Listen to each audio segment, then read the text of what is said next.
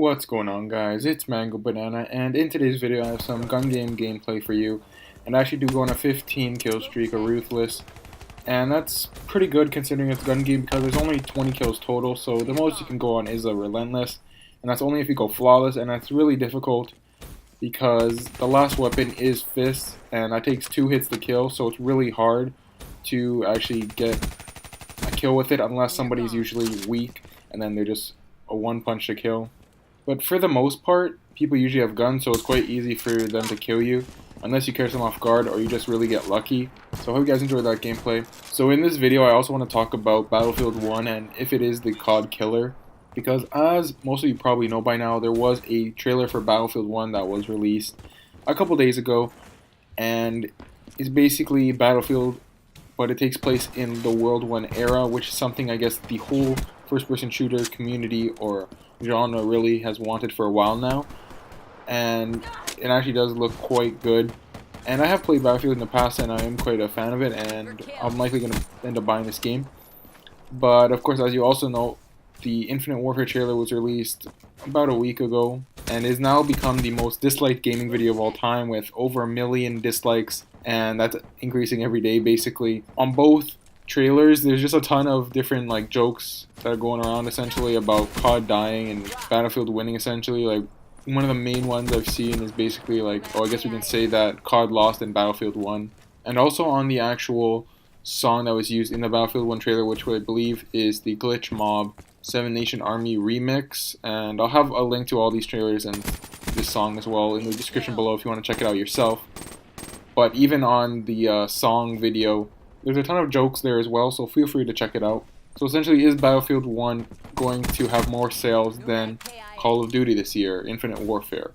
Now, I see that it really could. There is quite a strong chance that it will, because for the most part, people are going to be buying Infinite Warfare mainly for COD 4. Of course, there is going to be people as well that just buy it for the game itself, and there still is going to be a multiplayer beta for the game. So we still don't know exactly how it plays or anything yet, but once we do play the beta, then that might change people's minds and things like that to either buy or not buy it, depending on how it goes. So, of course, Call of Duty is still going to have a ton of sales this year and things like that, but Battlefield 1, I really see it could overtake the sales this year because it's something the whole genre has really wanted for a while now, I guess. So, in that case, I think they really won. Another thing I want to talk about briefly is whether or not people would choose Ghost 2 or Infinite Warfare. If they only had a choice basically between those two and there was basically no other game, which of the two would you choose? Feel free to leave a comment below on which game you would choose. Now for me, I personally would go with Ghost 2. I know most people didn't like Ghost as much. I think it's still better than Advanced Warfare for sure. But for the most part, first of all, it was boots on the ground, which is what I really like. When I really think about Call of Duty, I think about boots on the ground gunfights, not boosting around or anything like that. Like, once you start going into the air and things like that, I feel like it's just not Call of Duty. Essentially, even if they do it properly, like Black Ops 3, it's good. Like, it's not that they did anything wrong with the wall running or exo movements. But I feel like when I think about Call of Duty, I want to be on the ground. I feel like that's just the thing that made them so popular, and it's the thing they should stick to. So Ghost was a boots on the ground game, so I feel like if it was Ghost 2, it would also be boots on the ground. And Ghost, despite most of the maps being quite large and really having no flow to it, they did have a few maps that did play well, and they were kind of more medium to smallish maps.